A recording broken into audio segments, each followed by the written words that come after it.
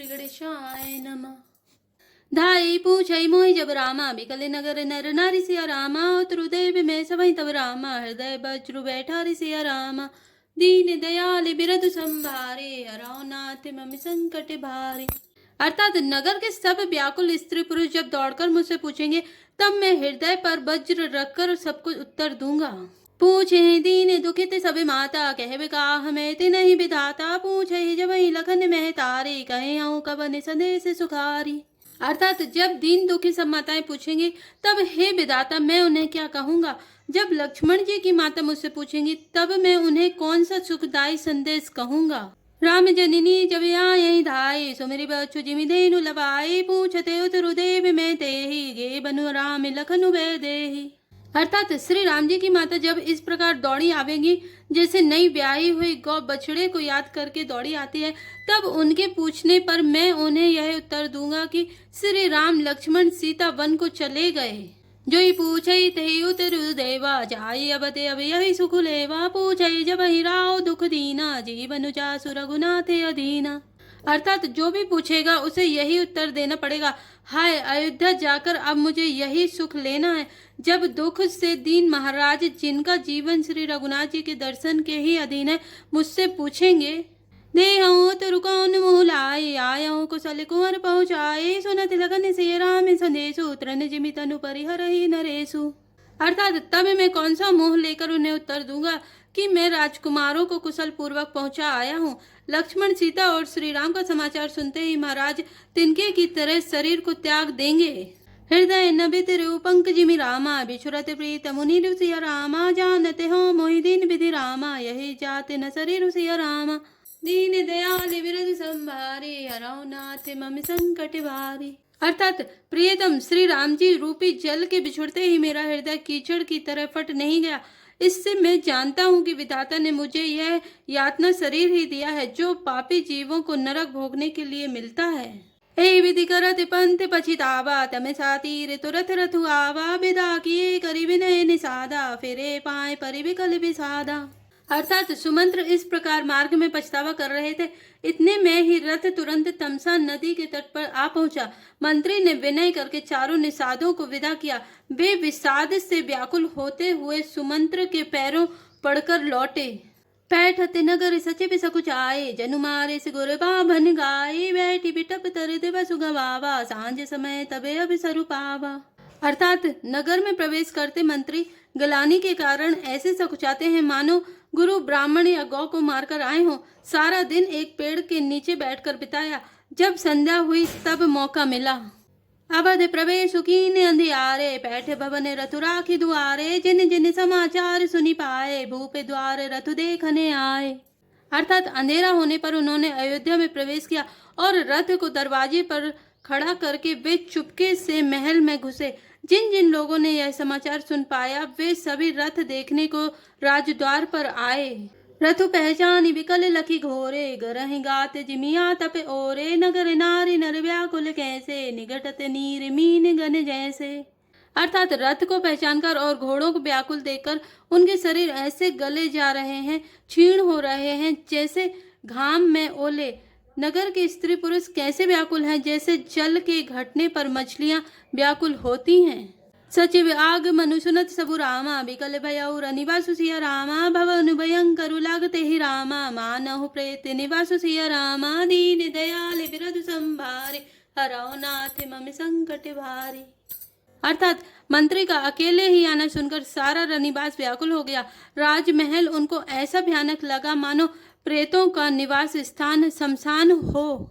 अति यारिति सब पूछे रानी उतरुना बिकल भई वानी सुने न श्रवण नयन नहीं सूझा कहूँ कहाँ न पुते ही ते ही बूझा।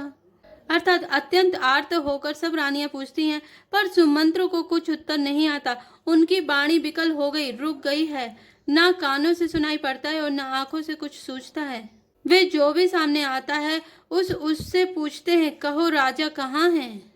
दास निधि के सजीव विकलाई कौशल्या ग्रह गई लवाई जाई सुमंत्र दीख कस राजा अमे रहित जनु चंदु विराजा। अर्थात दासियां मंत्री को व्याकुल देखकर उन्हें कौशल्या जी के महल में लिवा गई। सुमंत्र ने जाकर वहां राजा को कैसा बैठा देखा, मानो बिना अमृत का चंद्रमा हो। आसन शयन विभूषणहीना, परयो भूमि तल निपट मलीना, ले सासु सोच यही भांति, सुरपुर ते जनु खसे ओज जाति।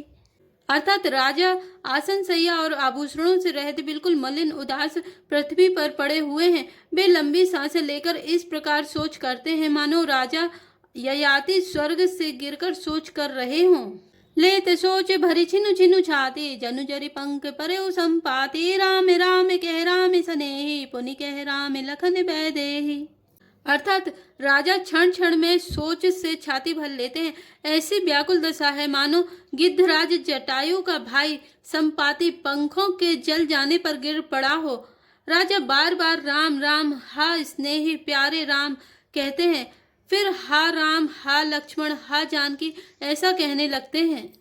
देखी सचिव जय जीव कही रामा, कीने उदंड प्रणाम सिया रामा, सुनते उठे व्याकुल नृपति रामा, कहो सुमंत्र कह राम सिया रामा, दीन दयाल विरध संभारे, हरौ नाथ मम संकट भारे। अर्थात मंत्री ने देखकर जय जीव कहकर दंडवत प्रणाम किया। सुनते ही राजा व्याकुल होकर उठे और बोले, सुमंत्र कहो राम कहाँ हैं? भूप सुमंत्र लीन उर लाई, बूढ़त कछु आधार जनु पाए, सहित स्नेह निकट बैठारे, पूछत राव नयन भरी बारी। अर्थात राजा ने सुमंत्र को हृदय से लगा लिया, मानो डूबते हुए आदमी को कुछ सहारा मिल गया हो। मंत्री को स्नेह के साथ पास बैठाकर नेत्रों में जल भरकर राजा पूछने लगे, राम कुशल कहु सखा सनेही, कह रघुनाथ लखन बैदेही, आने फिरी की बनहि सिधाए, सुनत सचिव लोचन जल छाए। अर्थात हे मेरे प्रेमी सखा, श्री राम की कुशल कहो, बताओ श्री राम लक्ष्मण और जानकी कहाँ हैं? उन्हें लौटा लाए हो कि वे वन को चले गए? यह सुनते ही मंत्री के नेत्रों में जल भर आया। सो की विकल पुनि पूछ नरेशु, कहो सिय राम लखन संदेशु, राम रूप गुणशील सुभाओ, सुमरि सुमरि उर सोचत राऊ। अर्थात शोक से व्याकुल होकर राजा फिर पूछने लगे, सीता राम और लक्ष्मण का संदेश तो कहो। श्री रामचंद्र जी के रूप गुणशील और स्वभाव को याद कर करके राजा हृदय में सोच करते हैं। राव सुनाई दीन बनवासु, सुनी मन भयउ न हरसु हरासु, सो सुत बिछुरत गए न प्राणा, को पापी बड़े मोहि समान। अर्थात और कहते हैं, मैंने राजा होने की बात सुनाकर वनवास दे दिया। यह सुनकर भी जिस राम के मन में हर्ष और विषाद नहीं हुआ, ऐसे पुत्र के बिछुड़ने पर भी मेरे प्राण नहीं गए, तब मेरे समान बड़ा पापी कौन होगा। सखा राम से लखनु जह रामा, तहाँ मोहि पहुँचाऊ सिया रामा, नाही तो चाहत चलन अब रामा, प्राण कहूँ सती भाव सिया रामा, दीन दयाल विरध पारे, हरौ नाथ मम संकट भारे। अर्थात हे सखा, श्री राम जानकी और लक्ष्मण जहाँ हैं मुझे भी वहीं पहुँचा दो, नहीं तो मैं सत्य भाव से कहता हूँ कि मेरे प्राण अब चलना ही चाहते हैं।